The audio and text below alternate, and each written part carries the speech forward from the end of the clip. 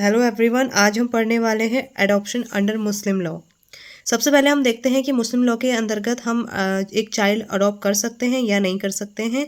तो सबसे पहले पॉइंट हम देखेंगे, in Islam adoption doesn't exist as it does in Hinduism. तो सबसे पहला पॉइंट हमारा कहता है कि इस्लाम में अडॉप्शन एग्जिस्ट ही नहीं करता है जैसे कि हिंदुज़म में करता है। अब इसमें जो दूसरा पॉइंट आता है वो है कफ़ाला। मुस्लिम लॉ में एक वर्ड आता है कफ़ाला। कफ़ाला which means sponsorship is the closest concept in relation to adoption present in the Muslim law. यानी कि मुस्लिम लॉ में अगर आप स्पॉन्सरशिप आपको मिल सकती है, आप कफ़ाला के अंतर्गत स्पॉन्सरशिप ले सकते हो, लेकिन आप किसी को अडॉप्ट नहीं कर सकते हो। आप अडॉप्ट करना और स्पॉन्सरशिप लेने में क्या फ़र्क है? कफ़ाले का जो इसमें कफ़ाला एक वर्ड आया है, कफ़ाले का मतलब है कि स्पॉन्सरशिप करना। यानी कि आप किसी को स्पॉन्सरशिप कर सकते हो, किसी को फॉस्टर केयर दे सकते हो, उसको प्रॉपर अपना चाइल्ड, जैसे हिंदू लॉ में हम पढ़ते हैं कि प्रॉपर उसको चाइल्ड हम अपना बना सकते हैं, सारे उसको राइट्स मिलते हैं, वो मुस्लिम लॉ में नहीं मिलते हैं। इसके बाद आता है third point, he can't inherit the property of his adoptive parents although the adoptive parents can give gift it to him। तो थर्ड पॉइंट पे हम देखते हैं कि जो अडॉप्शन है, यानी कि जो मुस्लिम लॉ में अगर कोई भी मुस्लिम व्यक्ति अपना चाइल्ड अडॉप्ट करता है तो उसको सबसे पहले क्या क्या राइट्स मिलते हैं। सबसे पहला तो हमने देखा कि उसको स्पॉन्सरशिप हम बोलेंगे, उसको हम अडॉप्शन नहीं बोलेंगे। मुस्लिम में कफ़ाला का जो यूज़ होता है, कफ़ाला उसमें प्रचलित है, तो आप स्पॉन्सरशिप उसको बच्चे को ले सकते हैं, यानी कि फॉस्टर केयर देंगे। दूसरी बात इसमें सबसे मेन ये आता है कि वो आपकी प्रॉपर्टी को इनहेरिट नहीं कर सकता है, क्योंकि वो मुस्लिम लॉ के अंतर्गत जो चाइल्ड होता है वो उनका प्रॉपर चाइल्ड नहीं माना जाता है। इसमें एज अ गिफ्ट जो पेरेंट्स हैं जिनने फॉस्टर किया है वो अपनी प्रॉपर्टी उसको दे सकते हैं, लेकिन वो राइट उस जो चाइल्ड रहता है उसका राइट इसमें नहीं बनता है। नेक्स्ट पॉइंट हम देखते हैं, शरीयत लॉ में जो अडॉप्शन का नियम है उसमें क्या है कि the Muslim personal law application act 1937 में जो एप्लीकेशन एक्ट आया था उसके सेक्शन 2 में बोला गया है कि स्पेशली प्रॉपर्टी ऑफ फीमेल्स, तलाक, लियान, खुला, gifts, dower, works and many more. उसमें बहुत सारी चीज़ों का वर्णन दिया गया है जो सेक्शन 2 है इसके अंतर्गत, लेकिन इसमें कहीं पर भी अडॉप्शन नहीं दिया गया है, यानी कि अडॉप्शन को बिल्कुल भी यहाँ पे तवज्जो नहीं दी गई है और साथ ही साथ अडॉप्शन का कोई यहाँ पे जिक्र नहीं है।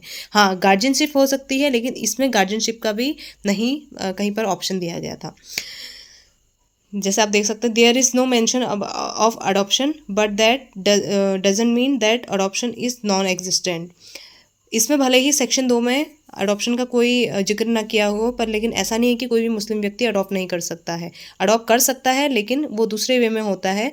अब हम देखते हैं, इसमें हमें 2 रूल मिलते हैं। फर्स्ट इसमें मिलता है सेक्युलर लॉ और दूसरा हमें मिलता है the juvenile justice care and protection of children amendment act 2006।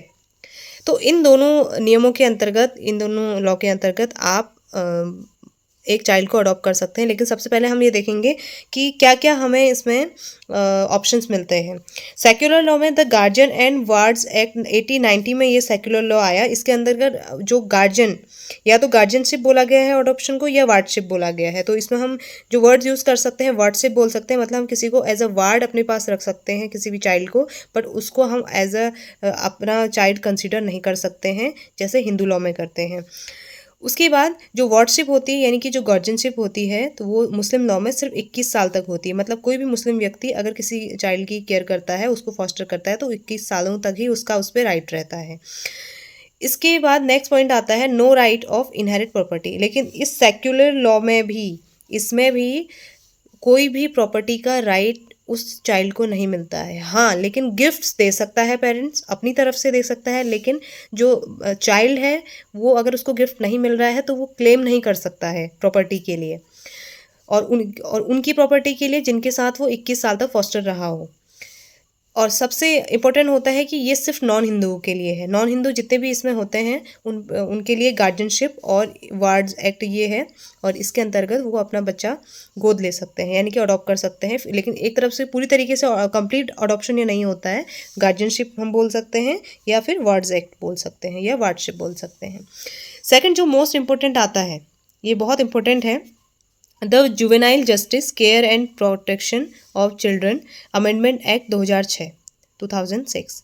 तो इसके अंतर्गत जो अडॉप्शन है उसकी जो चीज़ें हैं वो बदल जाती हैं। इसमें कंप्लीट अडॉप्शन आप कर सकते हैं। किसके अंतर्गत कर सकते हैं? जो juvenile justice care and protection of children amendment act 2006 के अंतर्गत कर सकते हैं।